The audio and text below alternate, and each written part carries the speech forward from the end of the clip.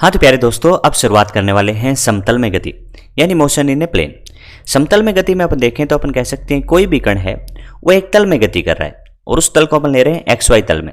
तो सबसे पहले अपन बात करते हैं कि एक्स वाई तल में गति करते हुए कण का स्थिति सदिश। अपन किसी भी कण का स्थिति कैसे दर्शाते थे तो अपन कह सकते हैं ये कार्तीय निर्देशांक है और इसके अंदर अपन किसी भी कण की स्थिति दर्शाएं और वो कौन से तल में, एक्स वाई तल में, तो अपन कह सकते हैं कि उस कण की स्थिति दर्शाने के लिए अपन क्या करते हैं, एक बिंदु लेते हैं और उस बिंदु में उसके निर्देशांक इस तरीके से दर्शा देते हैं।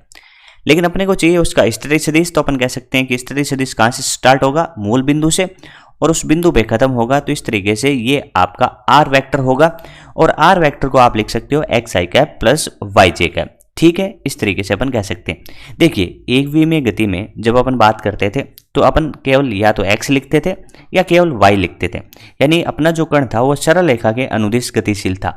लेकिन यहाँ पे अपन कह सकते हैं कि जो कण है वो एक तल में गतिशील है, तो उसके दो निर्देशांक अपने बदलेंगे, एक x का और एक y का, क्योंकि अपना यहाँ पे xy तल है।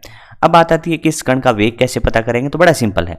जिस तरीके से अपने से पूछा जाता था कि x बराबर क्या है, टी स्क्वायर है, x बराबर टी स्क्वायर है, तो इस कण का वेग बताइए, तो आप कहते थे v बराबर होगा dx बटा dt, यानी इसका आंसर आया था 2t। लेकिन यहाँ पे अपन कह सकते हैं कि जो निर्देशांक था या जो कण था वो सरल रेखा के अनुदिश गतिशील था और एक्स एक्स के अनुदिश गतिशील था, तो एक्स ही बदल रहा था। तो अपन कह रहे हैं कि एक बार यानी सीधा एक्स का आकलन करने से अपने को वेग प्राप्त हुआ।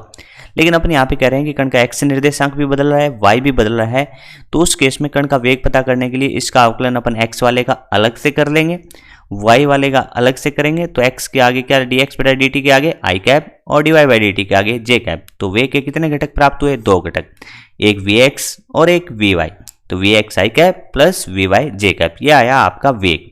यदि इस वेग का परिमाण आपको चाहिए तो आप कह सकते हैं कि इस तरीके से निकाल सकते हैं। वेग का परिमाण क्या होगा, देखिए वी एक्स का whole square plus v y का होल स्क्वायर। किसी क्षण पर वेग का परिमाण ही चाल होता है, किसी क्षण पर वेग का परिमाण ही चाल होता है। देखिए आगे बढ़ते हैं, कण का त्वरण। कण का त्वरण पता करने के लिए अपने पास जो वेग आया उस वेग का एक बार अवकलन करने से मिल सकता है।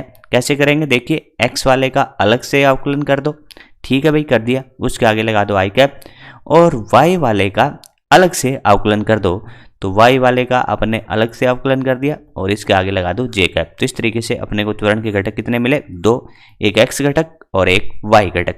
तो इस तरीके से अपन कह सकते हैं कि समतल में गति के अध्ययन में कोई ज़्यादा दिक्कत आएगी नहीं, क्योंकि अपन एक विमीय को पढ़ चुके हैं। तो इसके केस में अपन कह सकते हैं कि पहले जिस तरीके से एक क्वेश्चन को किया था उसी तरीके से इसमें दो क्वेश्चन करने हैं।